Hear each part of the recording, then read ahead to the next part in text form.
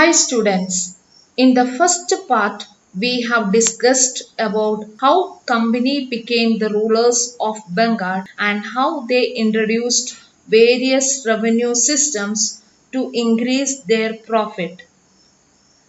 In this video, we will study the topics such as the Mahalwari settlement, Monroe system, crops for Europe, why the demand for Indian indigo, Britain turns to India. By the early 19th century, many of the company officials were convinced that the system of revenue had to be changed again. A new system devised and it is known as Mahalwari settlement.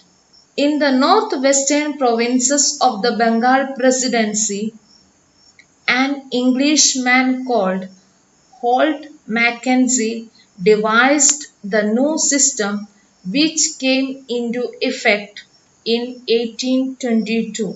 He felt that the village was an important social institution in North Indian society and needed to be preserved. Under his directions, collectors went from village to village, inspecting the land, measuring the fields, and recording the customs and rights of different groups. The estimated revenue of each plot within a village was added up to calculate the revenue that each village had to pay. This demand was to be revised periodically, not permanently fixed. The charge of collecting the revenue and paying it to the company was given to the village headman rather than the zamindar. And this system came to be known as the Mahalwari settlement. Let us discuss the third revenue system introduced by British, Monroe system. In the British territories in the south, no system devised came to be known as the Riot War or Riotwari.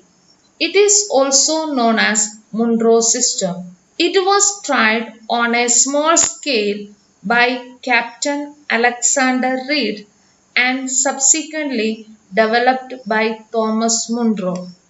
Reid and Monroe felt that in the south there were no traditional zamindars, so the settlement had to be made directly with the cultivators who had tilled the land for generations. The field had to be carefully and separately surveyed before the revenue assessment was made. Let us study the next topic, crops for Europe.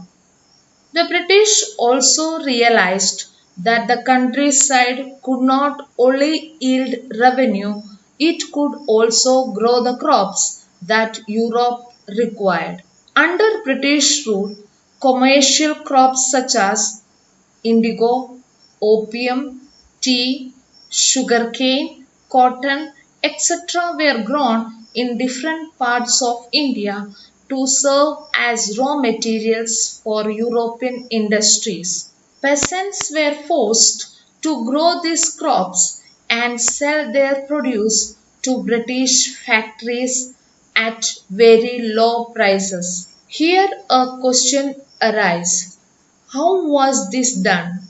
The British used a variety of methods to expand the cultivation of crops that they needed. Let us take an example of one such crop and understand more about it.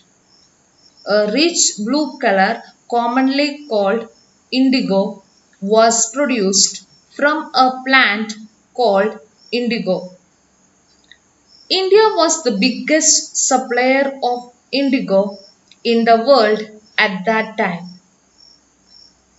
Britishers forced Indians to cultivate indigo. Why there was the demand for Indian indigo? Let us get the answer. The indigo plant grows primarily in the tropics, and by the 13th century, Indian indigo was being used by cloth manufacturers in Italy, France, and Britain to dye cloth. But only small amounts of Indian indigo reached the European market, and its price was very high. Therefore, European cloth manufacturers had to depend on another plant called woad to make violet and blue dyes.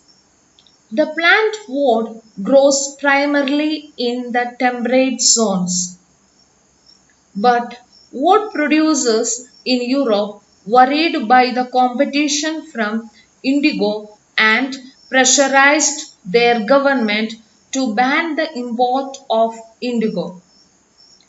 But cloth dyers preferred indigo as a dye because it produced a rich blue color, whereas the dye from wood was pale and dull. By the 17th century, European cloth producers forced their government to relax the ban on indigo import.